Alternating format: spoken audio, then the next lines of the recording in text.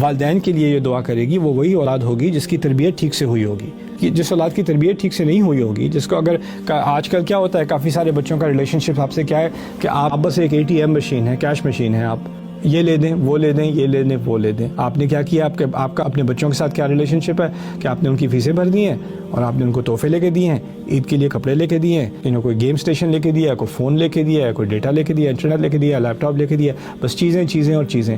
ایک دن آئے گا کہ اس کے پیسے خود ہی بننے شروع ہو جائیں گے، اس کالج ڈگری اس کی ہو جائے گی، پھر اس کے بعد اس کی اپنی آمدنی ہے. اب اس کو آپ کے کیش کی ضرورت نہیں ہے تو آپ بھی ارریلیونٹ ہو گئے، آپ کی بھی ضرورت نہیں ہے. وہ کہاں سے جا کے وہ دعا کرے گا رب ارحمہما کما ربیانی صغیرا؟ اصل میں ہمیں اپنے بچوں کو ایکسپیرینسز دینے ہیں، ہمیں اپنے بچوں کو تربیت دینی ہے، ہم نے اپنے بچوں کو مومنٹس دینے ہیں، ہم نے اپنے بچوں کو بہت ہی قریبی کانورسیشن دینی ہے کہ وہ ہمیں سمجھیں اور ہم اور اپنے آپ کو سمجھیں اور دنیا کو سمجھیں. کبھی کبھار زیادہ چیزیں دینے سے آپ اپنے بچے کو بگاڑ رہے ہو. ایسا بچہ کہاں جا کر اللہ تعالیٰ کے سامنے گڑ گڑائے گا کہ میرے والدین پر رحم کر، بلکہ جب وہ آپ اس کو کال بھی کریں گے نا،